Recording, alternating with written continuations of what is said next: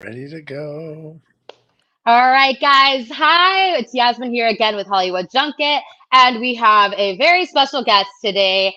We have the one and only, the Voices Viking, and season 24 winner of The Voice. We have Huntley. Hi. Hey, how you doing, I had Yasmin?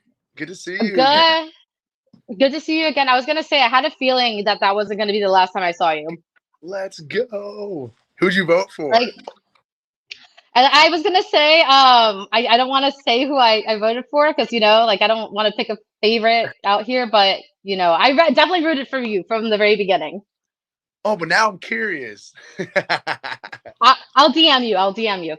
But just to give you guys like a little bit of an insight, I know that plenty of like America knows you from television, but something that they might not know and something that we got kind of like an inside scoop on was your character early on in the whole show, because there was one time during your blind show that you weren't really supposed to be there, and we were there in the audience, and you right after one of the performances you kind of stayed behind to give all of the audience members a high five, which I kind of just thought that that was really cool, and it shows just how humble and sweet and kind you were because you took time out of your day to just like say hi to people, and I just wanted to put that out there that that's who you are as a person. That's who your winner is, guys. You trying to make me cry for real? Come on now. That's No, that's a but moment. That's a moment that I'll never forget. And whatever that old lady that was trying to get me to autograph that thing and that security took you away, that was not my fault. I would have signed that. I But no, believe it you. was it was really amazing. That moment for me, not only did I just celebrate it with my family, but right afterwards, everybody bursted through those doors, and I was picking out my Nile hoodie because he brought me one that was like from the Baby Gap. I needed like a 2X, I needed like a 2XL, and he was giving one to Stella too. And then the doors opened up, and the fact that I got to see the audience that I just performed in front of, and everyone just started clapping, and they were all just so blown away and just so showing me just like a lot of love and support. It just, I can't tell you, it literally was like a movie, like, and I know you were there. It literally, I mean, it was like the moment I've been waiting for my whole life. Everybody was just like, we're rooting for you, like best of the day. It was like crazy. It was crazy. And my daughter was there too, and she was hitting everybody's hand, and things like that. You can't take for granted. And like, I know, I think it's funny.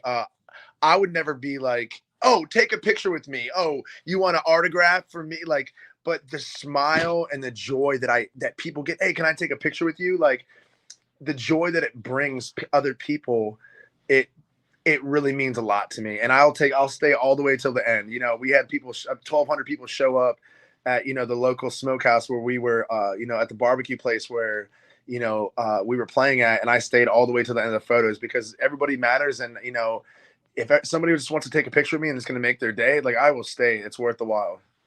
You are so sweet. So like it's good to know that you know how sometimes celebrities just get really I don't know, like they just get really tight uptight about that kind of stuff. So it's good to know that you're not really one of those people. You're always going to take your time to like, pay it forward, I guess, to the people that Yeah, got you here.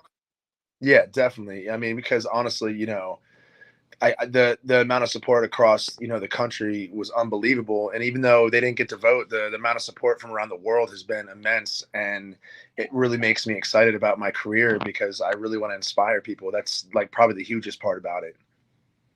That's beautiful. I love that. Now, one of the questions that I wanted to ask you from the very beginning is what was your strategy behind the songs that you played these last 2 weeks? Because there was a lot of 90s influence in that. And so I was kind of wondering, yeah, what the strategy was and what was Niall's take on that? you know uh when we got to the point where we needed to pick finale songs, now he's so hands on. He's been asking me what finale songs I've wanted to do since we started this thing. And Mm, I think that uh it was a lot of me taking on the challenges and him picking the perfect songs like Daylight, like Another Love, you hmm. know, even Way Down We Go. It was a fan choice, but there was other fan choices and he decided to pick that one. And I felt like for these moments, it was just perfect, and then he let me sing higher at the end, which was like kind of Yeah. like a my choice thing. And it was like, and I said, and I was like, hey, like if I make the finale, I want to close the show out with Higher. Like, I'm saying just me personally. I didn't know I was going to be closing the actual show out, though. Like, it was like, what a cap to this season. And then, it's been unbelievable. And I That's definitely awesome. think he has a knack for picking songs, because even our song that we did together, Knocking on the Heaven's Door, like, it literally was like Bob Dylan and Axl Rose actually got together and did it. It was crazy. It was beautiful. That's funny you say that because right before you hopped on, me and Beth were just talking about that, how we just find that Niall has a knack to pick songs, and it's insane. I don't know where it comes from. It's crazy. Yeah, he's been, I wouldn't say trained, but I mean, he's been in the industry for so long. And I mean, Yeah. Simon Cowell was his mentor. I mean, you have to see that he definitely was smart, and he has even given me some knowledge after the show was over, and we got to go get those beers that we were talking about. He, even though the guy's younger than me, sometimes just like shutting up and listening to a guy who's been doing it since he was Ruby's age, 16. You gotta sometimes gotta understand that you don't know everything, and this dude really gets it. I mean, he's traveling around 30 different countries while still being a coach in The Voice. He just texted me. He just got back to London. Like, this guy is insane. He is a And he madman. And, won. yeah, and he won. We're end of the year good, baby. Merry Christmas to Team Nile. Hey, I'm sure he's not gonna forget that, like ever, And and he it shouldn't. feels really good to bring this one home to my family in my hometown. And I just just seeing how everybody reacted and exploded when they heard my name, and it wasn't size. I winning wasn't my major goal, but to see how inspiring it's been for the community, I just feel like that's just gonna keep going.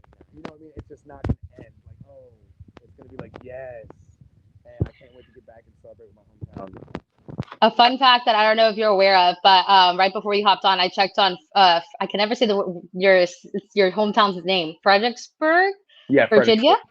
Yes. Yes, and you're officially on the Wikipedia important people list. So just so you know, I just got added. Just putting that out there. Hey. So Oh, if you Wikipedia Fredericksburg, that's what it says. yeah, you'll look it Let's up. You'll see it. go. You'll see it.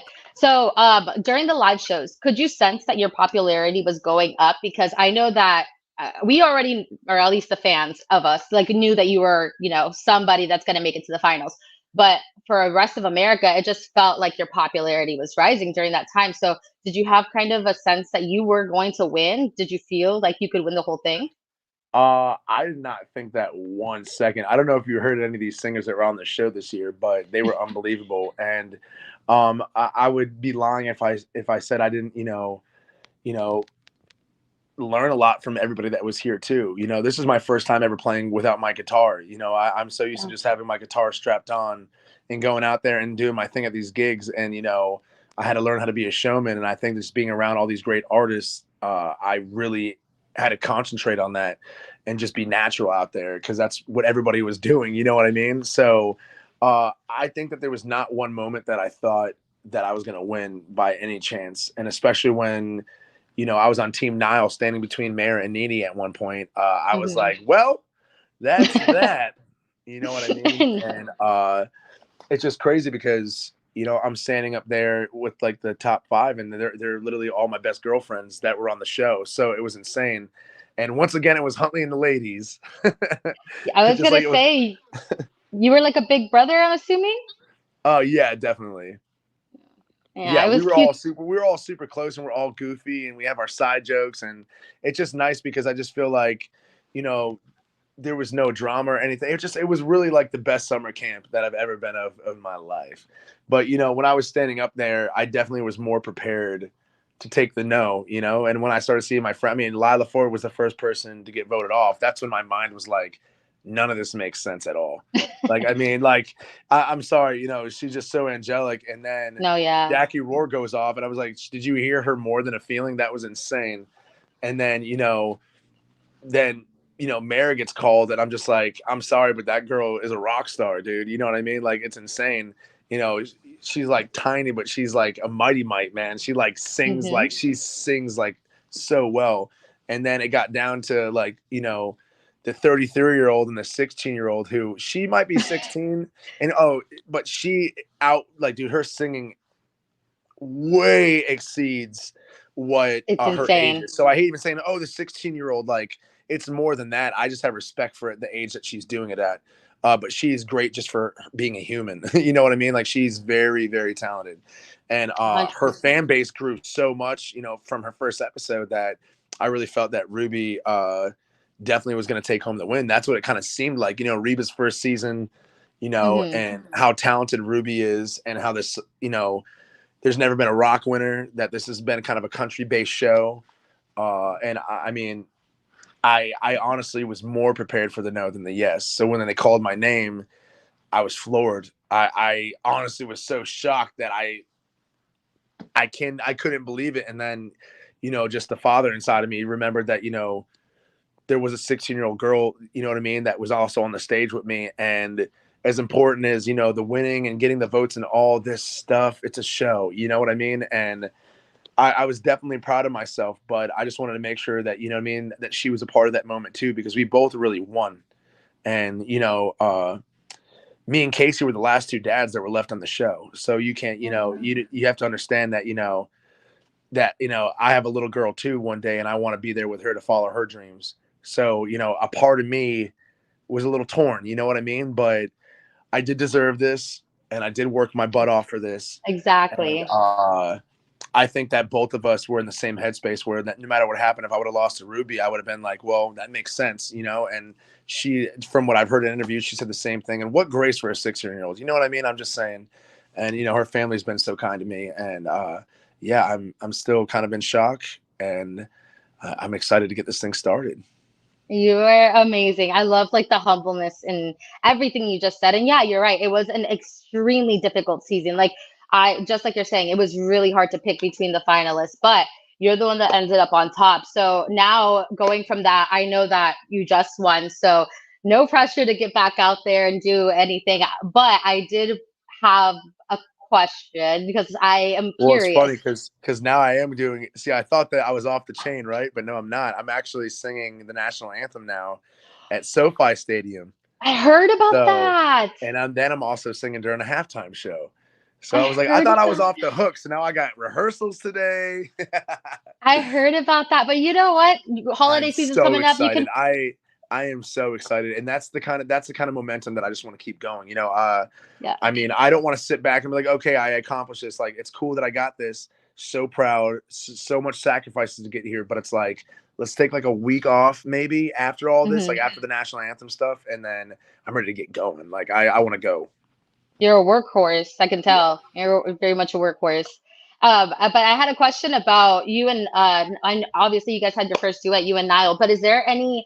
Uh, are you guys going to be performing at all together again? Obviously with some time, but would you happen to be opening up for Nile You on know any of what? his tour dates? I'm just going to be honest with you. I mean, if he ever, when he comes to Virginia, I would love to do something with him. But you know what, dude, Hmm. he's my friend. This whole show thing is really cool and all, but like, dude, the dude's literally doing so much. I don't have any expectations for show wise. Hmm. Text him and say, hey, what's up, buddy? How you doing? And just, he's my friend now. No.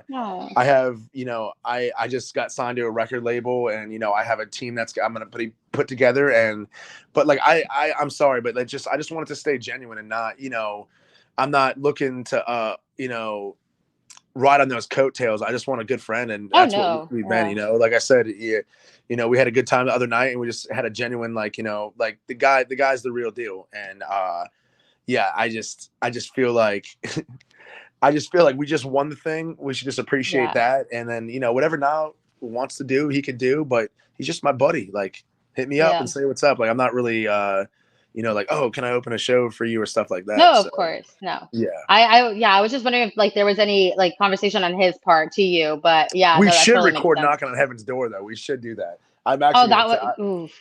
Yeah, I should message him that. Release that ASAP. Something that America's been looking for from a voice contestant that wins. And I'm just really hungry, and I know the world's hungry for rock and roll, so I'm not trying to pump the brakes at all.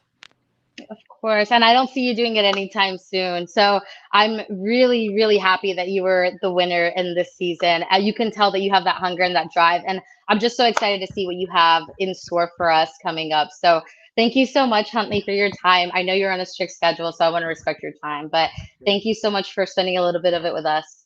No, I love it. I always spend time with you guys. Thank you. Keep in touch. Of course. Thank you so much. And congratulations again. Crazy. Bye.